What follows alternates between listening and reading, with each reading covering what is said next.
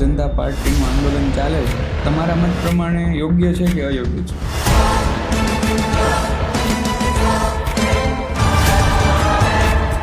અને તમને સ્પષ્ટ જવાબ માટે મારે હનુમાનજી બનવું પડે, કારણ કે હનુમાનજી જેવા હતા કે જે છાતી ફાડીને બતાવી શકતા હતા કે એની અંદર રામ ને સીતા જ વસે છે, બીજું કોઈ નથી. લોકો અત્યારે ધર્મના નામ પર બાંધતા થઈ ગયા છે. ઘણા બધા બાવો એવો હોય છે, દોરો બાંધી આપે કાળો, એ દોરો બાંધવાના 51,000 રૂપિયા કોઈ લે, કોઈ 1 લાખ રૂપિયા લે. તમિલનાડુની અંદર વિજય થલાપતિ સીએમ બન્યા.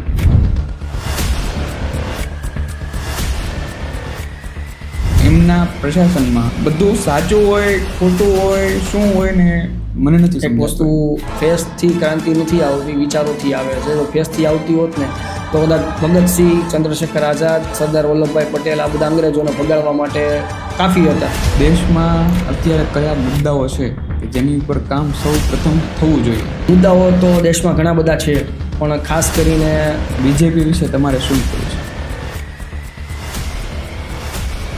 પ્રશ્ન અઘરો છે, શું કહેવું છે એટલા માટે. વેલકમ, આપ સૌનું પ્રિયોના સ્ટુડિયો પોડકાસ્ટમાં હાર્દિક સ્વાગત છે. આજે આપણી સાથે છે રવિભાઈ ઓઝા, આઝાદ મીડિયાના ઓનર. તો આજે આપણે મીડિયા વિશે જાણીશું, એમના જીવન વિશે જાણીશું, અને ઇન્ડિયાની અંદર પોલિટિકલ ઘણા બધા નાના મોટા પ્રશ્નો હોય છે, ઘણી બધી એવી બાબતો હોય છે જે આપણને ધ્યાનમાં નથી આવતી. તો એના વિશે આપણે આજે માહિતી મેળવીશું અને વાતચીત કરીશું. તો ફર્સ્ટ ઓફ ઓલ કે રવિભાઈ, તમે આજે પ્રિયોના સ્ટુડિયો પોડકાસ્ટની અંદર પધાર્યા, તો એની માટે હું એઝ અ યોગેશ નારોલા આપનો હાર્દિક સ્વાગત કરું છું. અને ફર્સ્ટ ઓફ ઓલ તમે તમારો ઇન્ટ્રો આપો, જેથી કરીને આપણી ઓડિયન્સ તમારા વિશે જાણી શકે. જય હિન્દ, વંદે માતરમ. મારું નામ રવિ ઓઝા છે અને ઘણા સમય આજે લગભગ આશરે 2.5 વર્ષથી હું આઝાદ મીડિયા લાઈવ ચેનલ સાથે જોડાયેલો છું. મારી પોતાની ચેનલ છે અને અગાઉ દિવ્ય ભાસ્કર અને AB+ ન્યૂઝ જેવા મંચ ઉપર પણ મેં કામ કરી લીધું છે. હવે મારી પર્સનલ લાઈફની જો હું વાત કરું તો મારી જર્ની વિશે, તો મારી લાઈફ અત્યાર સુધી પૂરેપૂરી સ્ટ્રગલમાં જ વીતી છે, નીકળી છે. જ્યારથી સમજો તો સમજણો થયો, અથવા એવું ગણો કે 15-16 વર્ષનો હતો ત્યારે જ મા પપ્પા ગુજરી ગયેલા હતા. તો ત્યારથી મારી લાઈફમાં મેં સંઘર્ષ કરી અને અત્યારે અહીંયા સુધી પહોંચ્યો છું. હજુ શીખું જ છું, નવું જાણું છું, શીખું છું, હજુ પણ મારા સંઘર્ષમાં મારા આઝાદ મીડિયાને એક પગલાં આગળ વધતો જાઉં છું. તમે જ્યાં જર્નીની વાત કરી, સ્ટ્રગલવાળી રહી છે, તો તમે તમારી જર્નીથી જ શરૂઆત કરો, જેથી કરીને હું અને આપણી ઓડિયન્સ બંને તમારા વિશે જાણી શકીએ. તમારી જર્ની જે નાનપણથી લઈને અત્યાર સુધીની રહી છે, તો એના વિશે જાણી શકીએ. વાત કરું તો ભણવામાં મને પહેલાં તો શોખ હતો કલેક્ટર બનવાનો, એટલે મારી અથાગ મહેનત હતી. 10th-માં 12th-માં બધામાં મારે 90% ઉપર જ મારે માર્ક હતા, કારણ કે મારું ગોલ એક જ હતું, કલેક્ટર બનવા માટેનું. કલેક્ટર બનવાનું માટે પણ વિઝન મારું એક જ હતું કે સિસ્ટમમાં સુધારો લાવવાનો. પણ અનાયાસે જે કોઈ કુદરતી ઘટનાને લઈને મા પપ્પાનું અકાળે જે અવસાન થયું, ત્યારબાદ ઘરની જવાબદારી મારી ઉપર આવી. મારાથી નાના 4 ભાઈ છે, બેન છે અને મમ્મી છે. તો તમામની જવાબદારી મારી ઉપર આવી અને આર્થિક રીતે આપણે કોઈ રીતે કેપેબલ નહોતા. એટલા માટે થઈને પછી મેં 2-3 જોબ સાથે ચાલુ કરી. ચાની દુકાન પર કામ કરતો હતો, ગાંઠિયા ભજીયામાં. રાજકોટ જે લીમડા ચોકમાં જોકર ગાંઠિયા આવેલો, ત્યાં હું ગાંઠિયા બી બનાવતો હતો. અને LIC બિલ્ડિંગની અંદર 3 માળનું બિલ્ડિંગ છે, ત્યાં મેં કચરા પોતાનું કામ કરેલું છે, ટેબલ સાફ સફાઈનું કામ કરેલું છે, અને આ બધા કામ કરતો રહ્યો છું. અડધી કલાકનો સમય મળે તો કુરિયર આપી આવતો, સવારે પેપર સાયકલમાં નાખીને છાપા વેચી આવતો. આ બધી વસ્તુ કરતાં લાસ્ટ પછી અત્યારે હું આ સ્ટેજ ઉપર પહોંચ્યો છું. એની અંદર પણ જ્યારે હું સુરત શિફ્ટ થયો, આ બધામાંથી હોસ્પિટલમાં બી મેં જોબ કરી છે, અલગ એક હિપ્નોથેરાપિસ્ટ કહેવાય ડૉક્ટર, તો એમની સાથે 2-2.5 વર્ષ જેવો મેં સમય કાઢ્યો. શીખો ઘણું બધું, ત્યાંથી મને ઘણું બધું શીખવા મળ્યું છે, લોકોની માનસિકતા વિશે, મગજ વિશે. ત્યાંથી શીખો, બધી જગ્યાએ શીખતો જ આવ્યો છું. અને લાસ્ટમાં જ્યારે હું સુરત આવ્યો ત્યારે મારી ફર્સ્ટ જોબ હતી દિવ્ય ભાસ્કરની અંદર, કે જ્યાં હું લોકોનું દિવ્ય ભાસ્કર પ્રત્યે શું અટેચમેન્ટ છે, એ લોકો કઈ પ્રોબ્લેમ ફેસ કરે છે, જે દિવ્ય ભાસ્કર દ્વારા એ લોકોની પ્રોબ્લેમનું સોલ્યુશન આવે એવું છે. આ વસ્તુને લઈને મારી આખી જોબ હતી એઝ અ ફ્રીલાન્સર રિપોર્ટર તરીકેની. દિવ્ય ભાસ્કર મારું સ્ટાર્ટઅપ હતું. અમુક ઘટનાઓ એવી બની હતી શરૂઆતમાં, મારું સરસ મજાનું ચાલતું હતું દિવ્ય ભાસ્કરમાં. ટીમ સાથે બી કહેવાય કે મિત્રતા સારી એવી બની ગઈ હતી. અમારા જે સાહેબ હતા એમની સાથે બી કોઓર્ડિનેટ મારું બહુ સારું એવું હતું. પણ હવે જે અમુક ભ્રષ્ટાચાર અને કરપ્શનની વાત આવતી હતી ત્યાં હું જે મારા રિસ્ક ઉપર ન્યૂઝ લઈ આવતો હતો એ તમામ ન્યૂઝ હાઇલાઇટ થતા નહોતા અથવા ત્યાં કોઈને કોઈ રીતે દબાઈ જતા હતા. તો આવી 2-3 વખત એવી જે ઘટનાઓ બની ગઈ છે એના પછી મેં AB+ ન્યૂઝની અંદર બી મેં કામ કર્યું છે. પણ જ્યાં આવી કોઈ મોટી ઘટનાઓ આવે અથવા કોઈ કરપ્શનમાં કોઈ પણ વ્યક્તિ, કોઈ નેતા અથવા કોઈ અધિકારીનું નામ આવતું તો એ ન્યૂઝ હાઇલાઇટ થતા નહોતા. એટલે એ પછીથી મેં વિચાર્યું કે આવી રીતના ચેનલ બદલવાથી કે આ વસ્તુથી હું જે કરવા માગું છું અથવા જે જોવા માગું છું ને એ વસ્તુ થશે નહીં. એટલે એક દિવસે મેં ડિસિઝન લીધો અને મારી પોતાની મેં ચેનલ ચાલુ કરી, આઝાદ મીડિયા નામ રાખ્યું. અને નામ રાખવા પાછળનો ઉદ્દેશ્ય ચંદ્રશેખર આઝાદને લઈને જ છે કે એ જે આઝાદ વિચારધારાથી ચાલતા હતા, બસ એ જ ઉદ્દેશથી હું અત્યારે ચાલુ છું. તમે જે આ વાત કરી કે મારી જર્ની દરમિયાન પપ્પાનું અવસાન થયું, તેના પછી સંપૂર્ણ જવાબદારી મારી પર આવી ગઈ અને પછી તમે તમારા ઘરનું ગુજરાન ચલાવવા માટે, ઘર ચલાવવા માટે, નાની મોટી ઇન્કમ સૂજી રહે એના માટે તમે કોઈ પણ નાના મોટી પ્રકારની જોબ કરીને પૈસા કમાતા અને ધીમે ધીમે તમને જે રીતે સમજણ આવી એ રીતે તમે પ્રોફેશનલી જોબમાં ટ્રાન્સફર થયા. તો તમે કેટલું સ્ટડી કર્યું, કઈ રીતે કર્યું એ થોડુંક જણાવો ને. 12 પાસ સુધી હું ભણેલો છું.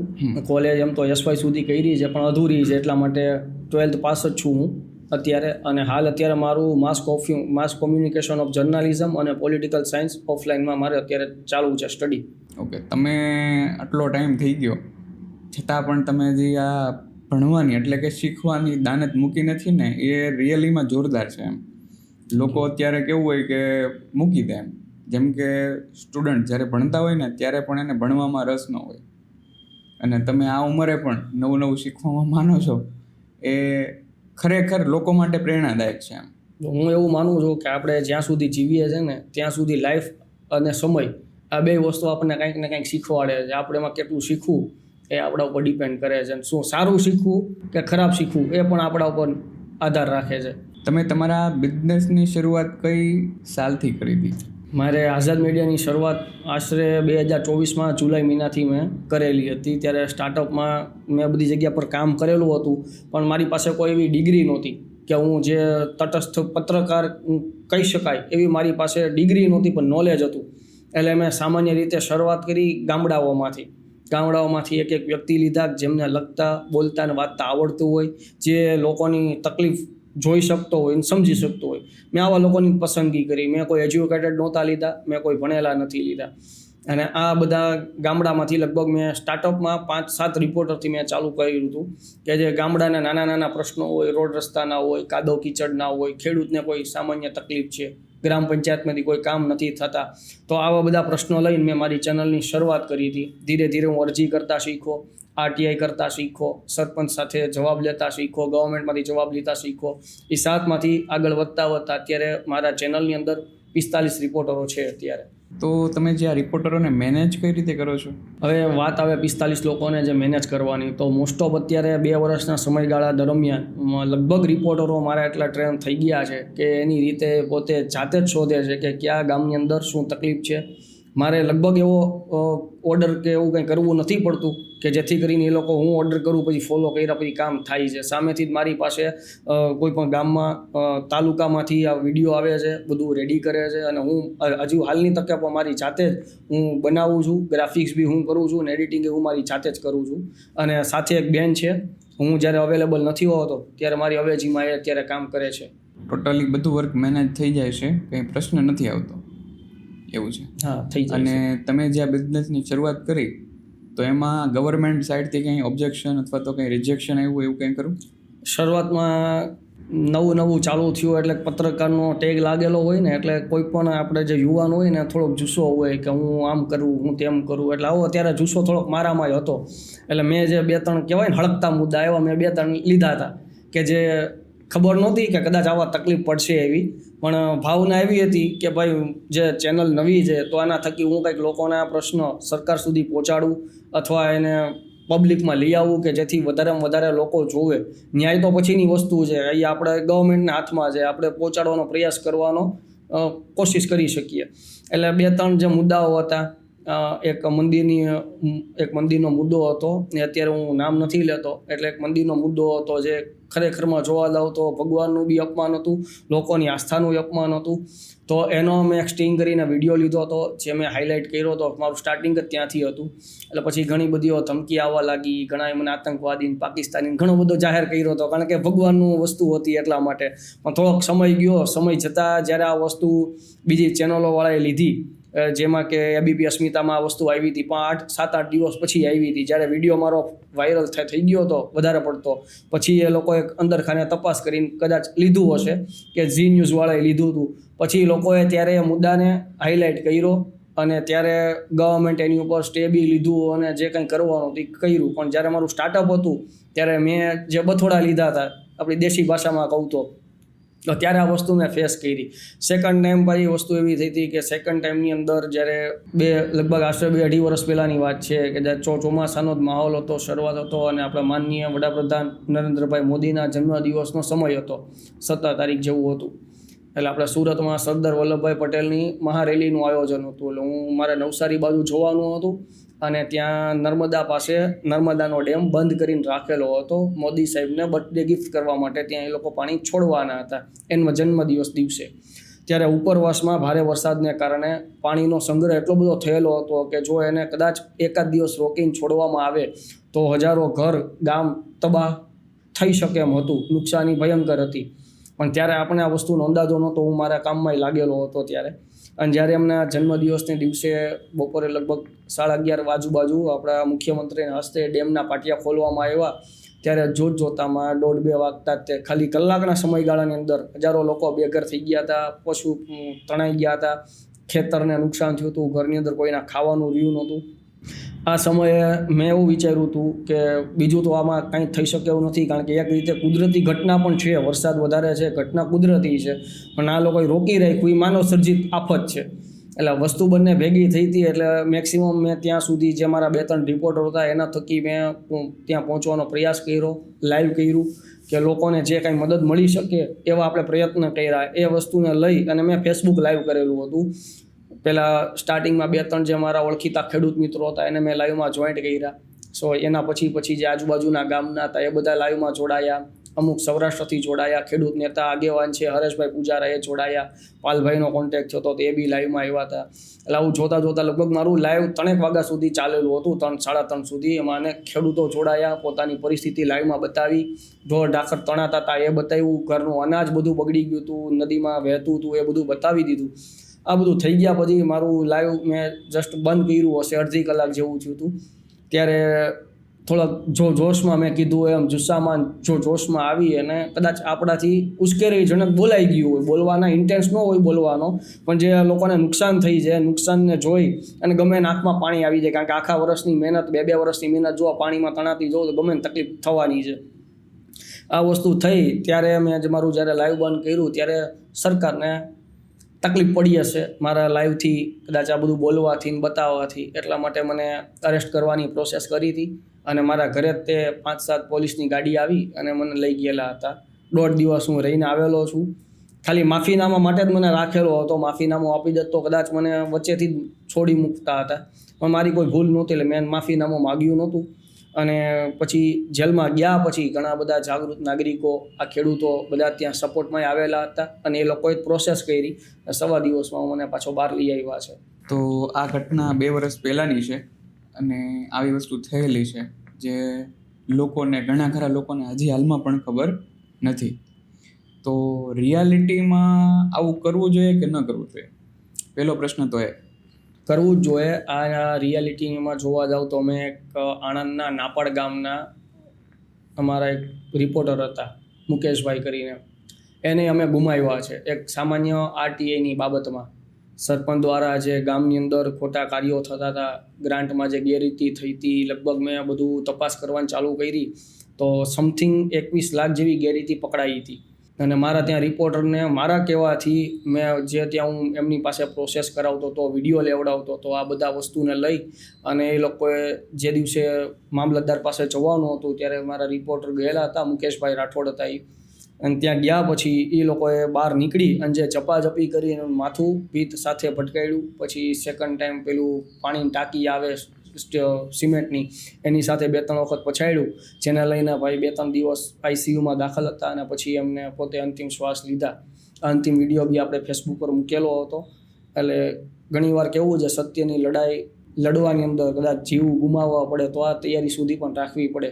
તો જે આ મીડિયાનો બિઝનેસ છે એ આમ સારો છે, કોઈ ઇશ્યુ નથી, પણ જનરલી આવું પણ કેમ થાય છે તમારી લોકો જોડે? કેમ કે ઘણીવાર હું જોઉં છું કે ઘણીવાર મીડિયાવાળા લોકોને દબાવવામાં આવે છે, મારવામાં આવે છે.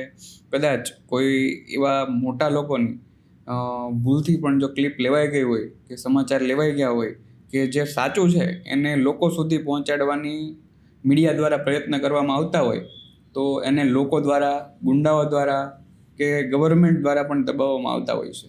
તો આવા કેસમાં તમે શું કરતા હો? પહેલી વસ્તુ તો બને એ છે કે આપણો જે મેઇન મહત્ત્વનો જે પાયો કહેવાય કે કયા સંદર્ભથી તમે ચેનલ ચાલુ કરો છો, લોકો માટે કરો છો કે પૈસા કમાવા કરો છો. ચેનલમાં 2 ઉદ્દેશ છે. ઓકે, બરોબર છે. પૈસા કમાવા જ કરવા હોય તો ઘણી બધી આજે જાહેરાતો મળે છે. ઘણા બધા લોકો જે રાજકારણીઓ છે, ઇલેક્શન આવે તો કોઈ વસ્તુ લગભગ હું એવું માનું છું કે તમે ચેનલ ખોલી અને જો પોલિટિશિયનની ચાપલુસી કરો અથવા કોઈ પણ પક્ષની તમે વાહવાહી કરો છો તો તમારે નોકરી કરવાની જરૂર નથી. એક સીધી સિમ્પલ વસ્તુ છે. અને ઈમાનદારીથી કામ કરવું છે તો તમામ પ્રકારના પડકારો સહન કરવા માટે તૈયાર રહેવું પડશે. પણ તમે જે વાત કરી એમાં હું સહમત છું, પણ જો આપણે અત્યારની પરિસ્થિતિ અને વર્તણૂકને જો જોવા જઈએ, સાચા માટે જે લડત લડે છે ને, રિયલીમાં એને ઘણું બધું સહન કરવું પડે છે. કદાચ એવું પણ થાય છે કે એમને પોતાના ઘર ગુમાવવા પડે છે, પોતાના રિલેટિવ ગુમાવવા પડે છે અને પોતાનો જીવ પણ ગુમાવવો પડે છે. તો આ તો યોગ્ય નથી ને? યોગ્ય નથી, પણ એના માટે એક અમારા પત્રકારો માટે પણ હું એક વસ્તુ કહું છું કે એક કોઈ પણ પ્રકાર, કોઈ પણ વ્યક્તિ હોય અથવા જે બી ફિલ્ડમાં એ કામ કરે છે એનું એક સંગઠન અને એક એમના પરિવારનો સાથ, આ બે છે ને, 2 વસ્તુ બહુ મહત્ત્વ રાખે છે. મને આજે પરિવાર ટેકો આપે છે તો હું અહીં સુધી પહોંચ્યો છું, પણ આ બધી વસ્તુના બીકને લઈને કદાચ મારી વાઈફ હોય, મારા મમ્મી હોય તો આ વસ્તુ મને જ્યારે કહે કે આવું થશે તેવું થશે ને મને અહીંથી જ પાછો ફરે, તો હું એવું માનું છું કે કદાચ નિડરતાથી કોઈ રિપોર્ટિંગ કરી શકે એવું નથી. અને સેકન્ડ વસ્તુ એવી આવે કે આજે કોઈ પણ ચેનલનો પત્રકાર હોય, આજે એને પીઠબળ મળવું જરૂરી છે. આજે હું પોતે કામ કરું છું, અનાયાસે એવી કોઈ અત્યારે ઘટના ઘટે છે તો મારી પાછળ છોડાવવા માટે કાયદાકીય પ્રોસેસ માટે થઈને મને એટલો વિશ્વાસ અને ભરોસો હોવો જોઈએ કે મારી જે ટીમ છે મારી વહારે આવીને ઊભી રહેશે, તો લગભગ હું એવું માનું નિડરતાથી કામ કરવા માટે ઓલમોસ્ટ તૈયાર હશે. પણ જ્યારે પીઠબળ મળતું નથી ને ત્યારે આપણે આપણું ઘર જોઈ અને આપણે પગ પાછા કરીએ છીએ. કારણ કે આપણા ઉપર જો ઘર નપતું હોય તો ત્યારે ઘણી બધી તકલીફો સહન કરવી પડતી હોય છે. મારી જ વાત કરું તો આ જ્યારે મેં તમને મંદિરની ઘટનાની વાત કરી, મંદિરની ઘટનામાં બન્યું તો એવું, મંદિરના મહંત મારા ઘરે પોતે અમુક પૈસા લઈને આવેલા હતા વિડીયો હટાવવા માટેના, બરોબર છે. પણ ત્યારે વસ્તુ એવી હતી કે આપણે એ વસ્તુને પસંદ નહોતી કરી. જ્યારે કે મારા ઘરની અંદર પણ 2 ટંકના રોટલા નહોતા નીકળતા, આ એક વસ્તુની હકીકત છે. પણ ત્યારે આપણે પૈસા પસંદ નહોતા કર્યા. એટલે આજે ઘણું બધું ત્યારે આપણે ફેસ કર્યું હતું, મમ્મી તરફથી ફેસ કર્યું હતું, ભાઈઓ તરફથી ફેસ કર્યું હતું. નાના છે પણ છતાં ભૂખ છે ને એ ગમે એને બોલાવે. આજે ઘરમાં નથી હોતું છતાં આજે તમે પૈસા આપવા આવો છો અને હું નથી લેતો તો કદાચ ઘણા લોકોને અભિમાન લાગશે કે કાંઈ નથી હોવા છતાં બી આ વસ્તુ કરે છે. તો ઘણી બધી વસ્તુ સહન કરવી પડતી હોય છે આ વસ્તુમાં. અને આજે એ જ ફેસ છે, આજે એ જ સમય છે, આજે એ જ મારા મમ્મી જે ગર્વ કરે છે. 100% સાચી વાત છે. જો આપણે દેશ માટે કંઈક સારું વિચારીએ છીએ તો 100% શુદ્ધ ભાવથી વિચારવું જોઈએ. નહીં તો કેવું કે દેખાવા પૂરતું, એટલે કે દેખાવાવાળું જીવન જીવવાનું કે ભાઈ હું દેશ માટે આ વસ્તુ કરું છું, પણ મારા જીવનમાં નથી કે મારા વર્તનમાં નથી, તો એ કંઈ કામનું નથી. વન ટાઈપ ઓફ ભ્રષ્ટાચાર જ છે કે તમે તમારા ખુદ સાથે, પરિવાર સાથે, સમાજ સાથે, પરિવાર સાથે અને સમાજ સાથે જ તમે ગદ્દારી કરો છો. તમે જે મીડિયાનો બિઝનેસ કરો છો તો એની અંદર ઘણી બધી ન્યૂઝ એવી પણ આવતી હશે અને તમે રેકોર્ડ પણ કરતા હશો કે જે સાચી છે. તો તમારી પાસે પણ ઘણા બધા લાંચ અને રૂશ્વત એવા મેસેજ કે કોલ આવતા હશે કે તમે આ વસ્તુ હટાવી દો, અમે તમને પૈસાને એવું આપશું. તો આવા કેસમાં તમે કઈ રીતે મેનેજ કરો છો? એક સીધી વસ્તુ છે, મેં જેમ તમને કીધું તો મેં ગામડાથી જ શરૂઆત કરી હતી. ગામડામાં એક સરપંચ હોય, સરપંચ જ આખું ગામનું હેન્ડલ કરતો હોય છે. હવે કોઈ પણ નેતા હોય, સરપંચ હોય કે કોઈ પણ હોય, આજે પોતાના ઘરની અંદર આજે ગવર્મેન્ટમાંથી લાખ રૂપિયા આવે છે તો પોતાના ઘરમાં 10,000 રૂપિયા આવતા જ હશે, સીધી વસ્તુ છે. હવે આજે હું એને ખુલ્લો પડવા જાઉં છું, એના 10,000 રૂપિયામાં હું એને આડો નડવા આવવાનો છું તો એને તકલીફ પડવાની જ છે. એટલે હવે શરૂઆતમાં થઈ હતી અને હજુ હાલની તકે પણ આ પ્રોબ્લેમ તો અત્યારે ચાલે જ છે. હું ઘણા બધા એવા ન્યૂઝ મૂકું છું તો ઘણાના પહેલાં તો ધમકીવાળા અમુક મેસેજ આવે કાં ફોન કોલ આવે, ઘણી બધી ઘટનાઓ ઘટતી હોય છે. પણ એક વસ્તુ છે, જ્યારે કોઈ પણ ગામમાંથી, તાલુકા, શહેરમાંથી અથવા કોઈ પણ વ્યક્તિ દ્વારા મને જ્યાં સમાચાર આપવામાં આવે છે તો એક વિશ્વાસને લઈને આપવામાં આવે છે કે ભાઈ બીજા કોઈ નથી લેતા તો આ લોકો લેશે તો કદાચ અમારી સમસ્યાનું સમાધાન થાય. તો હું પણ કદાચ એ લોકો પાસેથી પૈસા લઈ શકું છું, ગાડીમાં ફરી શકું છું, 4 વ્હીલમાં બધામાં, મારે જરૂર નથી. પણ એ જે વિશ્વાસથી એને મને સમાચાર આપ્યા છે તો એ વસ્તુમાં હું સક્ષમ નથી ઉતરી શકવાનો. મારો વિઝન એક જ છે, પૈસાવાળું નથી બનવું પણ લોકોના દિલમાં જીવતા શીખવું છે. લોકો જીવતા યાદ કરે કે ન કરે પણ મર્યા પછી તો યાદ કરવા જ જોઈએ. એટલે મારી જે અત્યાર સુધીની જે સફર છે ને એનું ગોલ, કદાચ માણસને એવું હોય કે ડૉક્ટર બનવું છે, એન્જિનિયર બનવું, કલેક્ટર બનવું, આ બધા ગોલ હોય. મારું ગોલ છે ને તિરંગામાં લપેટીને મરવાનું છે. એટલે મારી દોડ એના માટે ચાલુ છે. જ્યારે દેશ માટે તમે સાચા ભાવથી અને સાચા અર્થમાં કામ કરો તો આજે તમે તમારો ગોલ અને તમારું જે વિઝન કીધું ને એ 100% મળે છે. અને હરેક લોકોને તમારા કામની કદર તો હોય જ છે, પણ કંઈક ને કંઈક બીજા લોકોના કારણે, એના પદના કારણે તમને કહી નથી શકતા, એક્સપ્રેસ નથી કરી શકતા એમ. તો તમે જે કરો છો એ 100% વ્યવસ્થિત છે. તમે આ રીતે આગળ વધી શકો, એમાં કાંઈ ખોટું નથી. અત્યારની યુવા પેઢી જે છે એ કઈ દિશામાં જઈ રહી છે? યુવા પેઢીની વાત કરું તો આજે આપણે બધા યુવા પેઢીનો એક ભાગ છીએ. હવે મુખ્ય વસ્તુ એ આવે કે આપણે કોઈ પણ સોશિયલ મીડિયા, મોબાઈલ, ટીવી કે કાંઈ પણ વસ્તુ પકડો, રૂપિયાનો સિક્કો જ લઈ લ્યો તો છાપો અને કાઢો. સોશિયલ મીડિયા પકડો તો સારું જોવું છે, ખરાબ જોવું છે. ટીવી જોવો તો એમાં સારા ફિલ્મ કે ન્યૂઝ કે જે કાંઈ જોતા હોય એ ગ્રહણ કરવા છે કે એડલ્ટ વસ્તુ જોવી છે, બીજું કાંઈ પણ જોવું છે, એ ડિપેન્ડ આપણી ઉપર કરે છે. તો યુવા પેઢી માટે વાત કરું તો આજે યુવા પેઢી જે પહેલાંની હતી, મીન્સ કે આજે આપણા 5-10 વર્ષ પહેલાંની જે વિચારધારા હતી, આજે યુવા પેઢી આજની વિચારધારાથી કદાચ 2 સ્ટેપ એનાથી આગળ છે. કે યુવા પેઢી આજે સવાલ પૂછતા શીખી છે. યુવા પેઢી આજે આગળ આવતા શીખી છે. એને ભારત દેશ વિકાસ કરે છે, નો ડાઉટ, એમાં કોઈ શંકાને સ્થાન નથી. પણ જ્યાં પહેલાં જે સવાલ નહોતા પૂછાતા એ આજે યુવા પેઢી દ્વારા સવાલ ઉઠાવવામાં આવે છે. એમને જે તટસ્થ જવાબ નથી મળતા ત્યારે એ જે પ્રોટેસ્ટ કરે છે, આક્રોશ કરે છે, એ કરતાં શીખી ગઈ છે, જે ખૂબ જરૂરી હતું. તો એ આજે મને યુવા પેઢીમાં દેખાય છે કે એક રીતે દિશા બરોબર છે યુવા પેઢીની, પણ સેકન્ડ ટાઈમ જે સમયનો વ્યય, કોઈ પણ નશાની લત અને કુસંગત કહો કે ગેમિંગની છે કે જે કાંઈ આ બધી વસ્તુ છે, બસ એમાંથી નીકળે તો યુવા પેઢી માટે બેટર વસ્તુ છે અત્યારે જે દિશામાં છે એમાં. ઓકે, અત્યારની જો જનરલી વાત કરવામાં આવે તો અત્યારે CGP એટલે કે કોકરોચ જનતા પાર્ટી, એના દ્વારા ઘણા બધા આંદોલન થઈ રહ્યા છે દિલ્હીમાં પણ. તો આ બધું શાના કારણે છે? શું છે આનો પર્પઝ શું છે?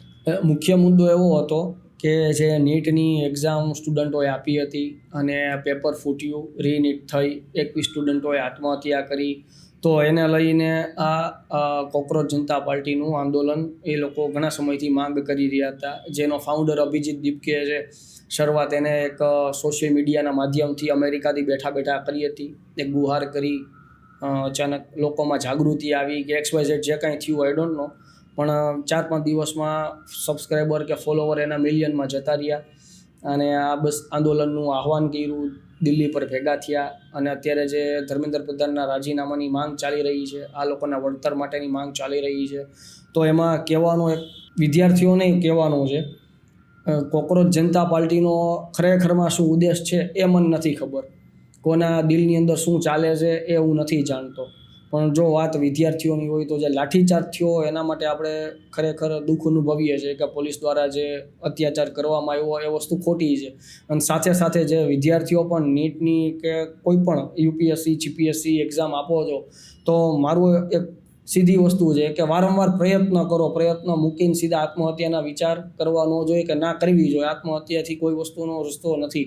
કદાચ કલેક્ટર નથી બની શકતા તો પોલીસમાં તો જઈ જ શકો, જો એ નથી કરી શકતા તો મામલતદાર બની જ શકો. તમે કલેક્ટરના સ્ટેજ સુધી નથી પહોંચ્યા તો મામલતદાર સુધી તો પહોંચી જ શકો. તો તમને તમારા પરિવારને સાચવવા માટે તમે તો સક્ષમ જ છો. તો જરૂર નથી કે આત્મહત્યા કરવી. એટલે વિદ્યાર્થીઓને હું એટલું જ કહું છું કે તમે કદાચ કોઈ તમારા સપનાના ગોલ સુધી નથી પહોંચતા તો એના માટે આત્મહત્યા કરવાની જરૂર નથી. કદાચ આપણો સમય, આપણું નસીબ અથવા આપણી મહેનત એટલું જ આપણને કહેતું હોય છે કે અહીંયા સુધીનું સ્ટેપ બરોબર છે, આગળના સ્ટેપમાં પછી આગળ મહેનત કરો અને લડતા રહ્યો. તો સીધી વાત છે કે લોકોને જો આગળ વધવું હોય તો આ બધી વસ્તુ મૂકવી પડે, કેમ કે અત્યારનો દેશ જે છે ને, મને ખબર છે ત્યાં સુધી અંધશ્રદ્ધા બાજુ વધારે જાય છે. લોકો અત્યારે ધર્મના નામ પર બાંધતા થઈ ગયા છે. અત્યારે હમણાં સોશિયલ મીડિયા ઉપર ઘણી બધી એવી રીલ્સ વાયરલ થાય છે કે દિલ્હીમાં જે આંદોલન ચાલે છે એ નીટના કારણે ચાલે છે, પણ ત્યાં જનરલી જોવા જઈએ ને તો ધર્મના પ્રચાર અને ધર્મનો વિરોધ થાય છે. એવી પણ ઘણી બધી રીલ્સ જોવા મળે છે. તો આ જે આંદોલન છે એનો કોઈ ઇસ્યુ નથી, પણ આંદોલન શેના પર્પઝથી છે અને એમાં કોણ લોકો છે ને એ જ હજી સુધી ક્લિયરિટી નથી. વસ્તુ એવી છે, ટેકનોલોજી છે ને આવિષ્કાર તો છે જ બધા માટે, પણ સાથે સાથે ક્યાંક ને ક્યાંક થોડીક તકલીફ પણ આપે જ છે. થોડાક સમય પહેલાં જ્યારે સોનમ વાંગચુકજી અનશન પર બેઠા હતા, એમનું જ અનશન ચાલુ હતું, ત્યારે એમને કદાચ ચાઇનાના એજન્ટ ગણાવ્યા હતા. આ બધી વસ્તુ થઈ હતી અને ન્યૂઝમાં અને વિડીયો ક્લિપ ઘણી બધી વાયરલ થઈ. સેકન્ડ 2-3 દિવસ પછી એમનો જ્યારે આખો વિડીયો આવ્યો કે જે ક્રોપ કરી અને થોડુંક મોફ કરીને મૂકવામાં આવ્યો હતો, ત્યારે ધ ન્યૂયોર્ક ટાઈમ્સ કરીને ન્યૂઝ ચેનલવાળાએ એમનું લીધું હતું. જે આખો વિડીયો શેર થયો પછી ભારતમાંથી ઘણા બધા ઇન્ફ્લુએન્સરો છે એ લોકોએ ચડાવ્યો, પછી ન્યૂઝવાળાએ ચડાવ્યો. એટલે કેવું છે, પહેલાં જે દેખાયું એ વસ્તુને હાઇલાઇટ કરી દીધી, ચાહે બદનામી થઈ કે કોઈ પણ વસ્તુ થઈ હોય, અને પછી પાછળથી જ્યારે સત્યની ખબર પડે ત્યારે ભીનું સંકેલવાના પ્રયાસ થાય. ધર્મની વસ્તુમાં એવું જ છે. મારા પોતાની જ વાત કરું તો ઘણા બધા મિત્ર સર્કલમાં બીજા ત્રીજામાં એવા ફોન કોલ આવે કે આવું છે તો બાબા પાસે જાવું, આવું થઈ જશે, તેમ થઈ જશે, બાબા દોરા કરશે. હાલ દીવમાં એમાં કેવું છે, ત્યાં ચોમાસાની સિઝન પછી રક્ષાબંધન પછી જે માછીમારો કહેવાય દરિયો ખેડવા માટે નીકળે છે, બરોબર છે, એ લોકોનું સ્ટાર્ટઅપ થાય ત્યારથી દરિયો ખેડવાનું. તો ઘણા બધા બાવો એવા હોય છે કે હોડીને દોરો બાંધી આપે કાળો, જેનાથી એની અંદર માલ સામાન વધારે આવે. એની દોરો બાંધવાના 51,000 રૂપિયા કોઈ લે, કોઈ 1 લાખ રૂપિયા લે. જેવા બાપુ એવા પૈસા, સીધી વસ્તુ છે. પણ હાલ મારો કહેવાનો પર્પઝ એટલો, જો આ લોકો દરિયો ખેડવા જ ન જાય તો વસ્તુ ક્યાંથી આવશે? દોરો બાંધવાથી વસ્તુ આવી જતી હોય તો એકલી બોટ જ મોકલી દેવાય, ઓકે, વ્યક્તિને જવાની જરૂર જ નથી. એટલે ઘણા બધા અંધશ્રદ્ધાના વિષયો છે. હમણાં અમે ઘણા સમય પહેલાં છાપામાં બી જોયેલો હતું, જેતપુર બાજુનો કિસ્સો હતો કે ભાઈ જમીનમાંથી સોનું કાઢવા આપવાની લાલચ આપી, પોતાના છોકરાની બલી આપી હતી. કદાચ આવું આવતું હોય તો જે કોઈ તાંત્રિક હોય, જે કોઈ બાપુ હોય, ખ્યાલ નથી, પણ તો એ તમારી પાસે આવવાની એને જરૂર નથી. જો આ રીતે સોનું આવતું હોય, આ રીતે કોઈ ભગવાનથી પ્રસન્ન થઈ જતા હોય તો આ વસ્તુ કદાચ એને લોકો પાસે જવાની જરૂર નથી. એ પોતે આરામથી BMW મર્સિડીઝમાં ફરી શકે છે, આરામથી પોતાના બંગલામાં રહી શકે છે. તો મહેનત કરવાની જરૂર શું છે? એને 1 કલાકનો હવન કરવાની પણ જરૂર નથી. અને વાત રહી ભગવાનની, કે ભલે ભગવાન નામ ઉપર અત્યારે ઘણા બધા ધતિંગો ચાલે છે, ધર્મના નામ ઉપર ધતિંગો ચાલે છે. ઘણા બધા જે જ્યોતિર્લિંગમાં તમે જાઓ તો ત્યાં VIP કલ્ચર ચાલુ છે. VIP દર્શન કરવાના 1000 રૂપિયા, 1500 રૂપિયા. હવે ભગવદ્ ગીતા લ્યો, રામાયણ લ્યો કે આપણું કોઈ પણ ધાર્મિક પુસ્તકો લ્યો, ભગવાને આપણને બધાને એના સંતાન બતાવ્યા છે. હવે જો આજે આપણા જ મમ્મી પપ્પા આપણા વચ્ચે આપણે એને મળવા માટે થઈને તમે એને 1000 રૂપિયા ચાર્જ ચૂકવતા હોય અને આપણો નાનો ભાઈ અમને એને મળતો હોય, સીધી વસ્તુ, તો આજે આપણે ભગવાનનું અપમાન કરીએ છીએ, બરોબર છે. ધર્મનું અપમાન તો પછીની વસ્તુ, તમે ભગવાનને માનો છો તો અપમાન ભગવાનનું થાય છે પહેલાં તો VIP કલ્ચરમાં. અને કદાચ આજે તમને કે મને રામ ભગવાનને કોઈ ગાળ આપે, જોયું છે ઘણા બધા વિડીયોમાં કોઈ રામ ભગવાનને બોલી ગયો. હમણાં તમે જે વાત કરી CJPના પ્રોટેસ્ટમાં એક વ્યક્તિ આવેલો હતો, ઇન્ફ્લુએન્સર હતો, એટલે એને જે બોલેલો હતો એમાં લોકોએ એને રામ ભગવાનનું અપમાન સમજી લીધું હતું. પણ જે પોતે મર્યાદા પુરુષોત્તમ રહ્યા છે, જે ભગવાન તરીકે પૂજાય છે, કદાચ મારી તમારી જેવા કે કદાચ કોઈ ઇન્ફ્લુએન્સરથી કદાચ 2 શબ્દ બોલશે અને ભગવાનનું અપમાન થઈ જશે, આવું હું માનતો નથી. એ ભગવાન બન્યા છે તેના કર્મ થકી બનેલા છે એ રાજપાટે ભોગવી શકતા હતા, છતાં એને 14 વર્ષનો વનવાસ પસંદ કર્યો. તો એના કર્મને આધીન છે. કૃષ્ણ ભગવાન હતા તો એ બી મથુરા દ્વારકામાં રાજ કરી શકતા હતા. જરૂર નહોતી મહાભારતમાં લડાઈ કરવા જવાની કે અર્જુનને શીખવવાની, તો ગીતાજી આવત નહીં, 18 અધ્યાયમાં આપણને શીખવા મળત નહીં. બધાએ પોતાના કર્મ કર્યા છે. કર્મ થકી આજે ભગવાન બન્યા છે. આપણામાં આજે સ્વામી વિવેકાનંદને આપણે ભગવાનનો દરજ્જો આપીએ છીએ. ઘણા બધા આપણા સાધુ સંતો થઈ ગયા, બગદાણા બાપા સીતારામ થઈ ગયા. તો આ બધાએ કર્મ કર્યા છે. બેઠા બેઠા કોઈ ભગવાન નથી બન્યું. અને કદાચ હું એવું માનું છું, ગાળ દેવાથી કંઈ ભગવાનને ખોટું લાગશે નહીં. ભગવાન તમને શ્રાપ આપીને જ જવાના. એટલે ધર્મના નામ પર જે આ ધતિંગ ચાલે છે ને બધા બંધ થવા જોઈએ. આ વાત ઉપરથી હું એટલું કહેવા માંગીશ કે તમે જે વાત કરી ભગવાનની, તો એમાં પછી મને એક એવી ક્લિયરિટી મળી અને મને એક એવો રસ્તો મળ્યો કે જ્યારે કૃષ્ણ ભગવાન હતા, જ્યારે રામ ભગવાન હતા, તો આપણે અત્યારે એવું બોલીએ છીએ કે રામ ભગવાનને આ લોકોએ ગાળો દઈ દીધી. રિયાલિટી એવી છે કે કંઈક વાંકો બોલી ગયા. હવે આમ શરૂઆતમાં ને એકચ્યુઅલમાં જોવા જઈએ તો જ્યારે રામ ભગવાન હતા, જ્યારે હયાત હતા, ત્યારે પણ એને ગાળો દેવાવાળા લોકો હતા, ત્યારે પણ એની સાથે વિરોધ કરવાવાળા લોકો હતા, ત્યારે પણ એની અગેન્સ્ટમાં ઊભા રહેવાવાળા, એટલે કે એને મારવા માટે હરેક પ્રયત્ન કરવાવાળા વ્યક્તિઓ હતા.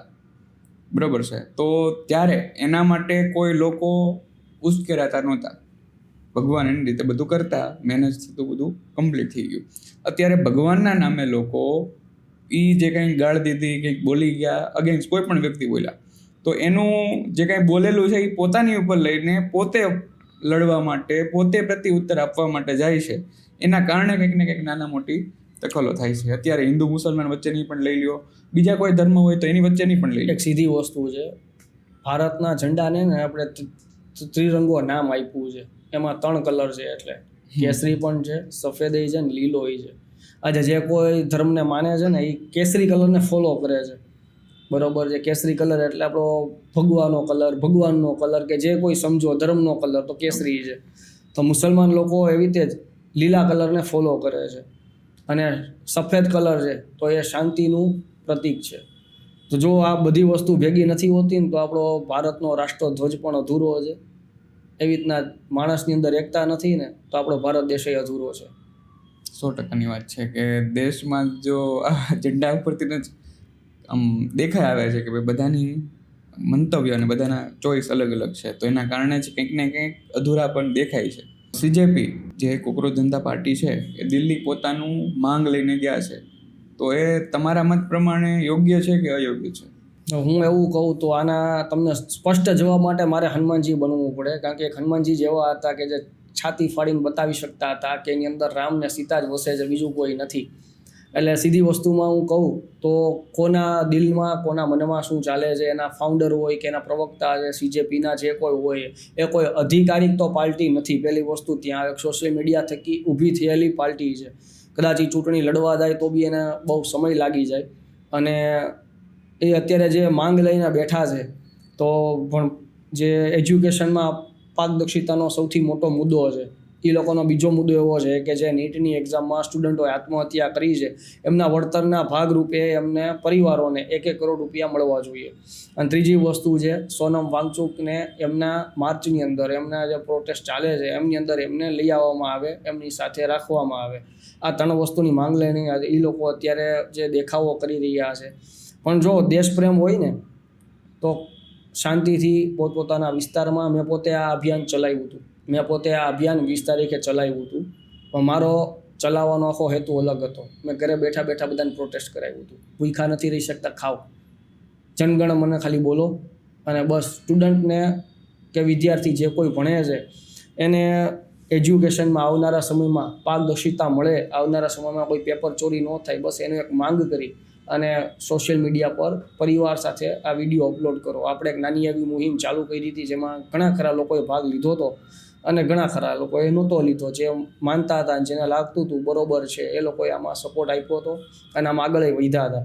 એટલે અત્યારે સુરતમાં જ હું પોતે આજે એમના પ્રશાસન અથવા એમના કદાચ કોકરોચ જનતા પાર્ટીના સમર્થનથી હું આંદોલન કરું છું, તો ઘણા બધા જોબ પર જતા અથવા આવતા, પરિવાર સાથે રહેતા બધા યુવાનોના એક તો સમય બગડશે. કદાચ આંદોલન ઉગ્ર સ્વરૂપ પકડશે તો નુકસાની મારા સિટીને જ થવાની છે, તો મારા દેશને જ થવાની છે. એટલે આંદોલન કરવાના ઘણા બધા રસ્તાઓ છે, અત્યારે કદાચ ઈ ઉગ્ર સ્વરૂપ લે છે, આ વસ્તુને હું માન્યતા નથી આપતો. આનાથી નુકસાન ક્યાંક ને ક્યાંક આપણને જ છે, વિદ્યાર્થીઓને થવાનું જ છે. તમે આજે એક લાફો મારશો તો હું તમને સામો એક મારવાનો છું. હમણાં જે લાઠીચાર્જ થયો એમાં પણ ખરેખરમાં શું ઘટના ઘટી એના વિશે પ્રોપર તો આઈડિયા નથી, પણ હું માનું છું ત્યાં સુધી, મારા જે રિપોર્ટ છે ત્યાં સુધી, કે ટાઈમ્સ ઓફ ઇન્ડિયાની જ્યાં ત્યાં ઓફિસ આવેલી છે ત્યાં સુધી શાંતિથી પદયાત્રાઓ ચાલી રહી હતી.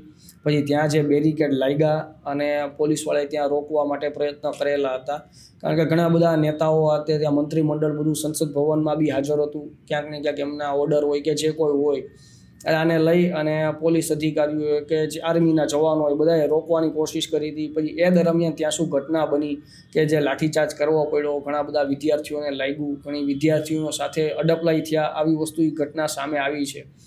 પણ કહેવાનો મતલબ એટલો જ છે કે તાળી કોઈ દી એક હાથે વાગતી નથી. એ વાત એટલે આંદોલનના ઘણા બધા રસ્તાઓ હોઈ શકે. ઘણા આપણા ભગતસિંહે આંદોલન કરેલું છે 116 દિવસનું.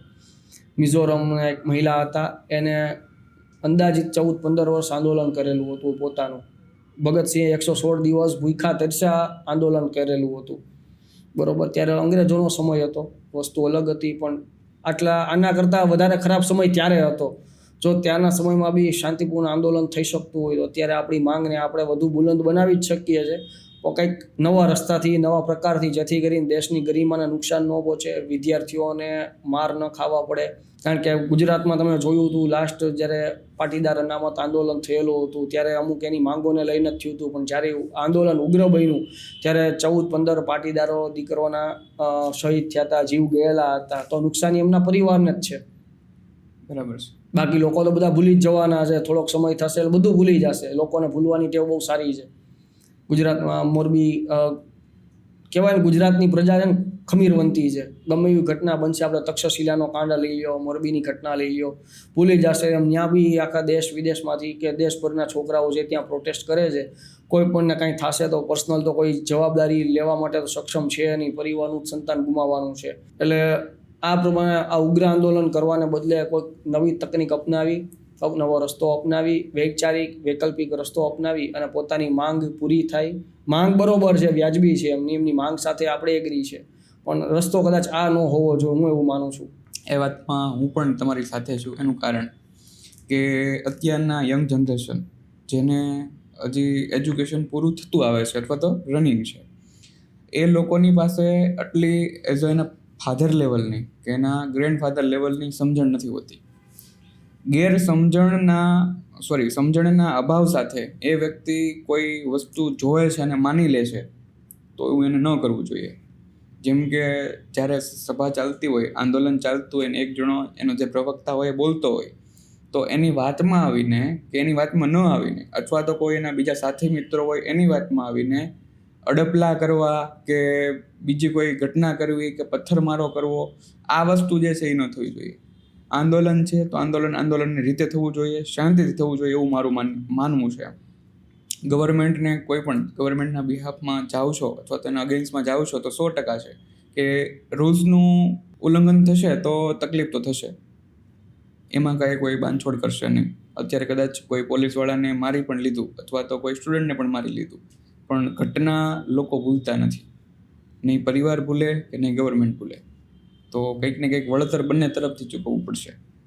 તો જે શાંતિથી પતે છે તો એનો મજા અને રિઝલ્ટ કંઈક અલગ હોય છે. સવાલ પૂછવાનો અધિકાર છે, બધા તમામ લોકોને સવાલ પૂછવાનો અધિકાર છે. પોતાની સાથે ખોટું થાય છે તો એનો અવાજ ઉઠાવવાનો પણ અધિકાર છે, પણ અવાજ કઈ દિશામાં, કઈ રીતે ઉઠાવવો એ નિર્ણય આપણો પોતાનો હોવો જોઈએ. સોશિયલ મીડિયા છે એના કારણે કંઈક ને કંઈક લોકો વધારે એક્ટિવ થઈ રહ્યા છે અને લોકો વધારે ધ્યાનમાં આવી રહ્યા છે.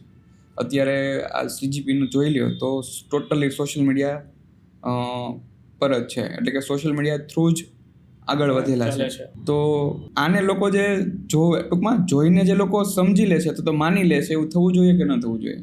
બે વસ્તુ છે.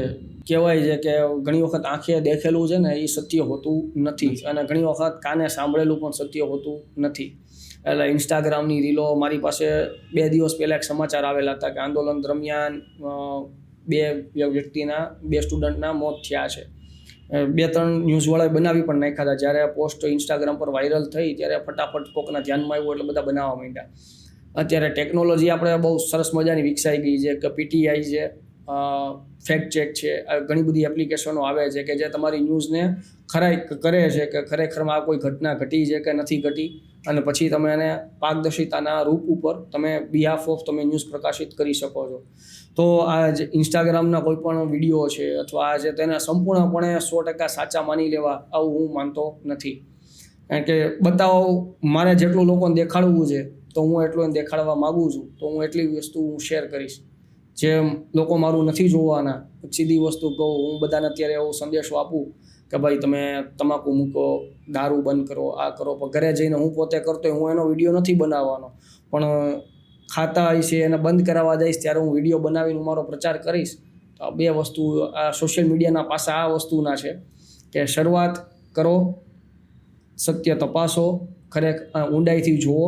2-3 ન્યૂઝ એક રીલ્સ આવી તો એના ખરાઈમાં ગૂગલમાં તમે સર્ચ કરી શકો છો, ચેટ જીપીટીમાં જઈને એને પૂછો કે આ ખરેખર આ ઘટના ઘટી છે, અને ઘટી છે તો ભાઈ કાં તમે એનું સમર્થન કરો કાં એનો વિરોધ કરો, પણ પછી કરો. ડાયરેક્ટ જોઈને એનું કોઈ જવાબ આપવો એ વસ્તુ યોગ્ય નથી.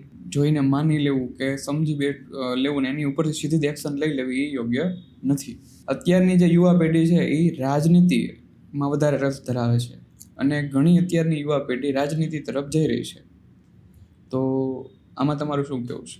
100% એમાં એગ્રી પણ છું, કારણ કે અત્યારે યુવાનોની રાજનીતિમાં જરૂર છે.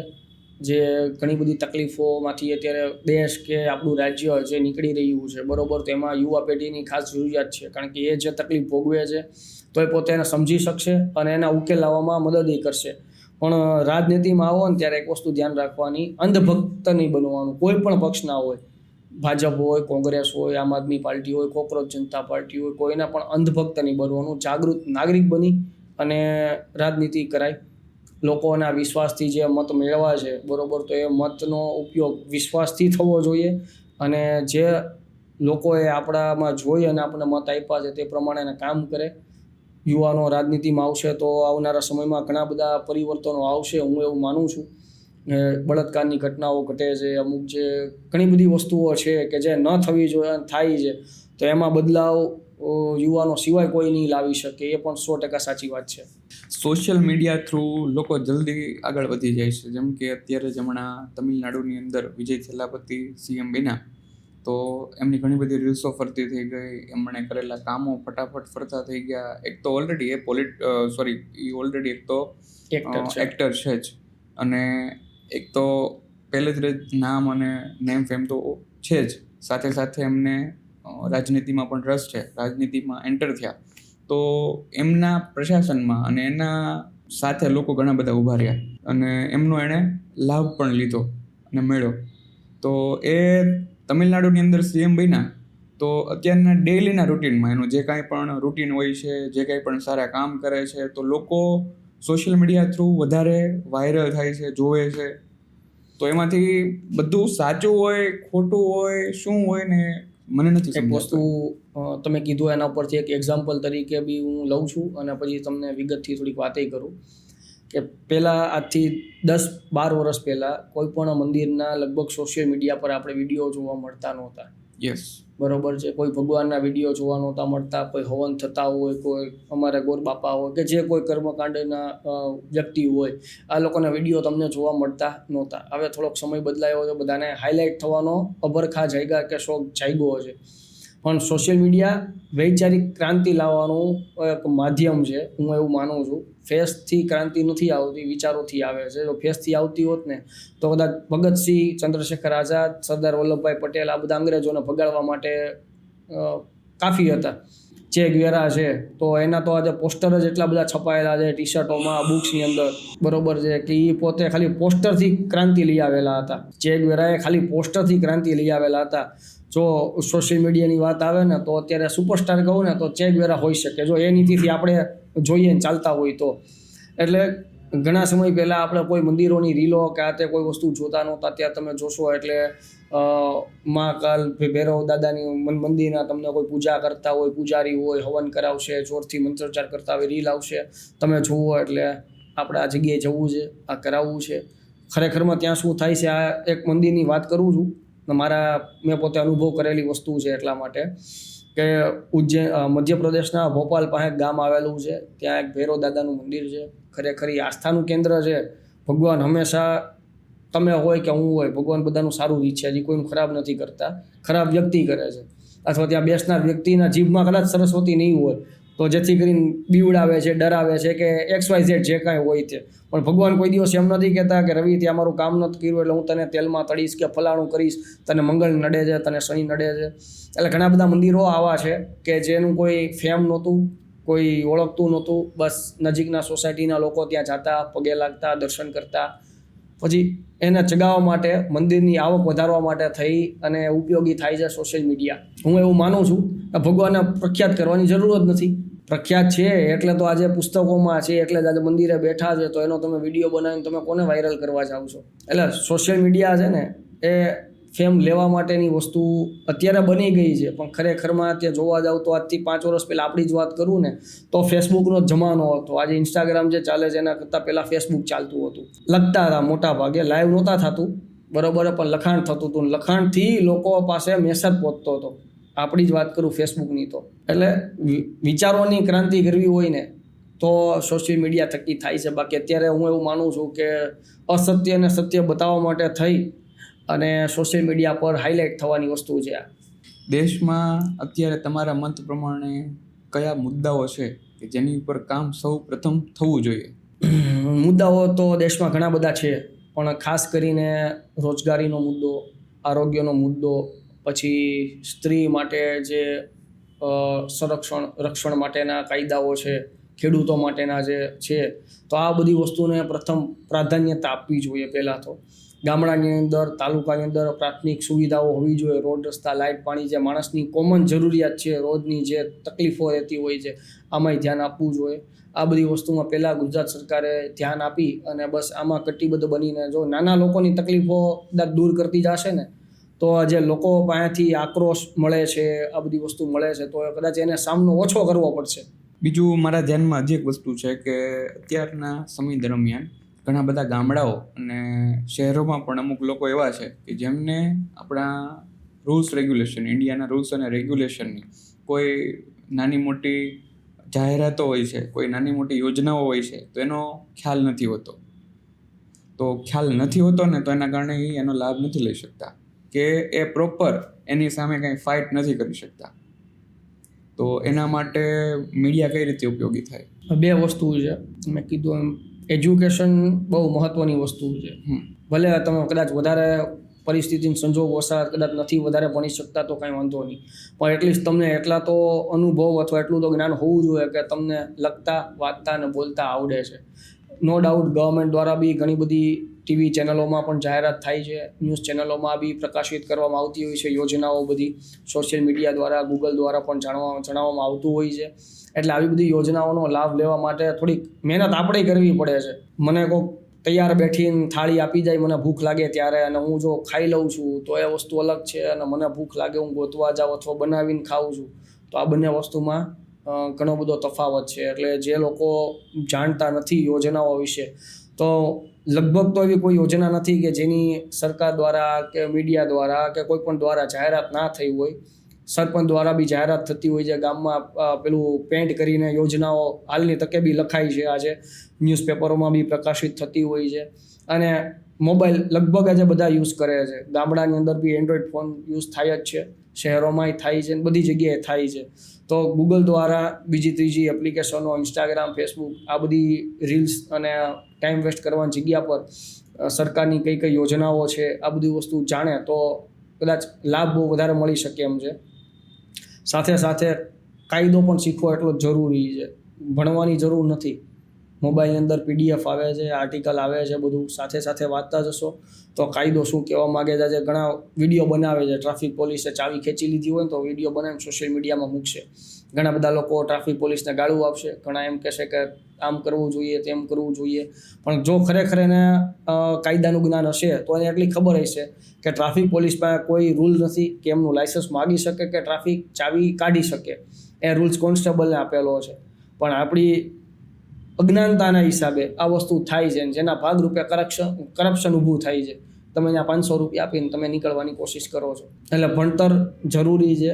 જરૂરી નથી કે તમે સ્કૂલે જઈને જ ભણો, જાતે ભણી શકાય છે, જાતે જ્ઞાન લાવી શકાય છે. પહેલાંના સમયમાં ઋષિ મુનિઓ ભણતા હતા, નાલંદા વિશ્વવિદ્યાલય બની, બરોબર. એમાં ભણાવતા હતા શિક્ષકો, એ કોઈ મહાવિદ્યાલયમાંથી કે મોટી સ્કૂલોમાંથી કે બધામાંથી ભણેલા નહોતા. હજી મારે તમને એક ક્વેશ્ચન છે કે અત્યારની જે યુવા પેઢી છે એનું ભવિષ્ય શું છે? બે પાસામાં ભવિષ્ય છે. સારી રીતે આગળ વધો તો ભવિષ્ય ઉજ્જવળ છે. ટેકનોલોજીને લઈ, કારકિર્દીને લઈ, બધી વસ્તુમાં ભવિષ્ય બહુ ઉજળું છે. પણ મેં કીધું એમ સિક્કાના બે પાસા, છાપો અને કાંટો, કઈ બાજુ જવું એ આપણે નક્કી કરવાનું છે. એટલે યુવા પેઢી આજે CJPના પ્રોટેસ્ટની જ વાત કરું છું. બધા નીટના પેપરના એક્ઝામને લઈ કે પેપર ફૂટ્યું એને લઈને આજે બધા આંદોલન કરે છે. એમાં ઘણા ખરા વિદ્યાર્થીઓ એવા હશે કે જેને ગવર્મેન્ટ એક્ઝામ આપી હશે અથવા આપતા બી હશે. હવે એની ઉપર કેસ થશે તો કદાચ આવનારા સમયમાં ગવર્મેન્ટ ઓફિસર તો નથી જ બની શકવાના, બરોબર. તો આ આંદોલનનો મતલબ શું છે? જે આંદોલન અત્યારે કદાચ નીટની એક્ઝામના કારણે બીજી ટ્રાય આપવા માટે અત્યારે એ કેપેબલ છે, પણ જો આ વસ્તુ કરશે અને એના બિહાફમાં કેસ થશે તો કદાચ એ આગળ જઈને ઓફિસર નહીં બની શકે. અત્યારે એની પાસે નોલેજ હોવા છતાં પણ નહીં બની શકે. યસ, કારણ કે રાયોટ્સનો ગુનો નોંધાય છે, બરોબર છે, હુમલા કરવાના ગુના નોંધાય છે. તો સ્વાભાવિક છે તમને ગવર્મેન્ટ જોબ નથી મળવાની. એમાં બધા તો નીટની એક્ઝામ અથવા ડૉક્ટરનું ભણતા હશે, કોઈ એન્જિનિયરનું ભણતું હશે, કોઈ પોલીસની તૈયારી કરતી હશે, ઘણા બધા સ્ટુડન્ટો હશે ને ત્યાં કે જે આવી બધી અલગ અલગ સ્ટડીમાં પ્રિપેર કરતા હશે. હવે એમની ઉપર જ કેસ થશે તો કદાચ નીટના એક્ઝામના એ લોકો માંગ એની પૂરી કરી લેશે. ધર્મેન્દ્ર પ્રધાન રાજીનામું આપી દેશે, આ લોકોને 1-1 કરોડનું વળતર ચૂકવી દેશે, પોતાનું ભવિષ્ય ઝીરો કરી નાખશે. તો આંદોલનનો ફાયદો શું? મૃત્યુ 21 લોકોની થઈ છે. એની બિહાફમાં ત્યાં ઘણા બધા લોકો હજારોની સંખ્યામાં ગયા છે. તો કદાચ એના ઉપર કેસ થશે તો જે આગળની એની જર્ની છે એમાં એ લાભ નહીં લઈ શકે અથવા તો નહીં કરી શકે. તો આ માટે દેશના હરેક યુવા પેઢીને જાગૃત રહેવું જોઈએ. કેમ કે મને આ વાત ઉપરથી એવું લાગ્યું કે લોકોમાં હજી ઇન્ડિયન જે કાંઈ રૂલ્સ રેગ્યુલેશન છે કે જે આપણી નીતિ છે, રાજનીતિ છે કે આપણા નીતિ નિયમો છે એની એમને સમજ નથી. જો બાબા સાહેબ આંબેડકરે જ્યારે કાયદાનું બંધારણ કર્યું હતું તો એની સાથે ઘણા બધા મહાનુભાવો જોડાયેલા હતા કાયદો ઘડવાની અંદર. અને અત્યારે જે પ્રોટેસ્ટ ચાલુ છે એટલે આપણે બધા એવું કહીએ, સોશિયલ મીડિયામાં એવું બહુ ચાલે છે કે ગવર્મેન્ટ આપણું સાંભળતી નથી, કોઈ આપણને જવાબ નથી આપતું, હિટલર શાહી જે XYZ જે કોઈ બધા વાક્યોનો પ્રયોગ થતો હોય. પણ બંધારણમાં આર્ટિકલ 32 આપેલી છે કે જ્યારે તમારું કોઈ સાંભળતું નથી, ગવર્મેન્ટ સાંભળતી નથી, તો તમે લોકો ડાયરેક્ટ સુપ્રીમ કોર્ટમાં બહુમતીથી તમારો ડિસિઝન લઈ આવી શકો છો. તો આપણે આ વસ્તુ કરી જ શકતા હતા. હાલ આ બધી વસ્તુ થઈ ગયા પછી 20 તારીખે લાઠીચાર્જ થયો, આ બધી વસ્તુ ઘટના ઘટી. ગઈકાલ રાતથી મેં જોયું ત્યારથી ઘણા બધા લોકોને ખ્યાલ આવ્યો કે આવું પણ હોઈ શકે. આર્ટિકલ 32 જેવી પણ કોઈ વસ્તુ છે કે જે આપણને વગર પ્રોટેસ્ટે પણ આપણને ન્યાય અપાવવા સક્ષમ છે. તો આ વસ્તુ પહેલાં થઈ શકતી હતી, પણ જ્યારે લાઠી પડી, જ્યારે નવરા બેઠા, જ્યારે કંઈક તમને કોઈ રસ્તો ન સૂઝ્યો ત્યારે તમને આપણું ભારતનું બંધારણ કે સંવિધાન આપણને યાદ આવ્યું કે આની અંદર પણ એક આવી કલમ આપેલી છે. સંવિધાનમાં હરેક વ્યક્તિ માટે, તમામ માટે, ખુદ પ્રધાનમંત્રી હોય તો એના માટે બી બંધારણ છે, પોલીસ ઓફિસર હોય તો એના માટે બંધારણ છે, અને સામાન્ય નાગરિકો માટે બંધારણ છે. અને જનહિતની યાચિકા દાખલ થઈ શકતી હતી, આર્ટિકલ 32નો ઉપયોગ થઈ શકતો હતો, ઘણી બધી વસ્તુ બની શકતી હતી. બીજેપી વિશે તમારે શું કહેવું છે? પ્રશ્ન અઘરો છે શું કહેવું છે એટલા માટે. નો ડાઉટ બીજેપી આવ્યા પછી ઘણા બધા પરિવર્તનો આવ્યા છે, એમાં ના નથી. વિકાસ થયો છે દેશનો, એમાંય કોઈ શંકાને સ્થાન નથી. ટેકનોલોજીમાં આગળ વધ્યું છે, પણ જે અમુક સારી વસ્તુઓ છે એની સામે ઘણી બધી ખરાબ વસ્તુઓ પણ દેશમાં ઊભી થઈ છે. જેવું કે કરપ્શન હદવ્યાપી પ્રસરી ગયું છે, બરોબર. જે અમુક ડિસિઝનો પહેલાંના ગવર્મેન્ટમાં ઓન ધ સ્પોટ લેવાતા હતા, હવે એ કોઈ અત્યારે તાત્કાલિક ઓન ડિમાન્ડ જે આપણે કહી શકીએ એવું કોઈ નિરાકરણ નથી મળતું. એ ઘણા બધા બિહાફ ઓફ છે કે જે એમના નેગેટિવ પાસા છે, જે બીજેપી ગવર્મેન્ટ માટે થોડા અડચણરૂપ છે, એટલે એમને સુધારો લાવવાની જરૂર છે વસ્તુમાં. સેકન્ડ વસ્તુ, બીજેપી એક જોવા જાઉં તો ધર્મના નામે વધારે પડતી રાજનીતિ તે મેં બીજેપીમાં હું જોતો આવ્યો છું, હું માનું ત્યાં સુધી. કોંગ્રેસમાં હશે, આમ આદમી પાર્ટીમાં હશે, નો ડાઉટ, બરોબર છે, પણ બીજેપી જેટલી નથી. એ લોકોના જે કોઈ માનીતા લોકો છે, કોઈ અન્ય ધર્મનો વ્યક્તિ હશે એટલે ડાયરેક્ટ એમને આતંકવાદી અથવા ક્રિશ્ચન અથવા પાકિસ્તાની ડાયરેક્ટ આ કહીને સંબોધન કરવું, બીજેપીનો વિરોધ કરવો, એટલે એનો મતલબ એવો તો નથી કે તમે આતંકવાદી છો. હરેક ભારત દેશના હરેક નાગરિકને પોતાનો પક્ષ પસંદ કરવાનો અધિકાર છે, પોતાનો નેતા પસંદ કરવાનો અધિકાર છે. તમામ અધિકાર આપણા બંધારણે આપેલા છે. તો હું કદાચ આજે રાહુલ ગાંધીને ફોલો કરું છું, કદાચ અરવિંદ કેજરીવાલને ફોલો કરું છું, તો એ મારો પર્સનલ વિષય છે. નરેન્દ્ર મોદીને પસંદ કરું છું તો આના હિસાબે હું કોઈ ધર્મનો ઠેકેદાર નથી બની જતો. રાહુલ ગાંધીને પસંદ કરું છું તો હું કોઈ પાકિસ્તાની નથી બની જતો, અને અરવિંદ કેજરીવાલને પસંદ કરું છું તો હું ખાલિસ્તાની કે એવો હું નથી બની જતો. એટલે બીજેપીને આવ્યા પછી જે માનસિક વૈચારિક ક્રાંતિ હોવી જોઈએ ને, એ પરિબળ 0 થઈ ગયું છે. હું આવું માનું છું. મેં તમારી જર્ની જોઈ તો એમાં મને એક વાત જાણવા મળી હતી કે તમે જે 2024ની અંદર પદયાત્રા કરી હતી, તો જે પદયાત્રા કરી તો એની પાછળનો તમારો ઉદ્દેશ્ય શું હતો? પદયાત્રા પાછળનો મારા તો ઉદ્દેશને લઈને ચાલતો તો ઘણા સમયથી છે રાઇટ ટુ રિકોલ, R2R નો મુદ્દો હતો મારી પાસે. મેં રીડિંગ કર્યું હતું જે લગભગ જૂજ લોકો જ જાણતા હતા. જ્યારે હું આ લઈને નીકળ્યો ને, મારી પાસે મુદ્દો હતો ને, તો વકીલોને પણ બહુ ઓછો ખ્યાલ હતો કે ખરેખરમાં આવો કોઈ કાયદો ભારતમાં છે કે નથી, કારણ કે આર્ટિકલને આખો દબાવી દેવામાં આવ્યો હતો ઘણા સમય પહેલાં. એટલે RTRનો કાયદો રાઇટ ટુ રિકોલ એટલે કે વોટ વાપસીનો અધિકાર છે, બરોબર છે. આ કાયદો હરિયાણા બાજુ ગામડાઓમાં ઘણી બધી જગ્યા પર, રાજસ્થાનની અંદર અત્યારે ગામડાઓમાં લાગુ છે, ઘણા બધા મધ્યપ્રદેશમાં છે, અમુક જગ્યા પર ઝારખંડમાં લાગેલો છે, અને સાઉથની અંદર 2-3 જિલ્લાઓમાં અને એમાં લાગેલા છે હજુ. પણ ગુજરાતની અંદર આ કાયદાને પ્રાધાન્યતા આપવામાં આવી નથી. એટલે હું એ માટે લઈ નીકળ્યો હતો કે લોકો ખાલી આ કાયદા વિશે જાણે, હું બહુમતી મારે જે જોઈએ છે આ કાયદા માટે થઈને એના પ્રત્યે સજાગ થાય, અને લોકોને ખરેખર ખ્યાલ આવે કે આવો પણ આપણા માટે એક અધિકાર છે, આવો બંધારણ બનેલો છે. હવે વિગતમાં વાત કરું તો રાઇટ ટુ રિકોલ એટલે કે વોટ વાપસીનો અધિકાર.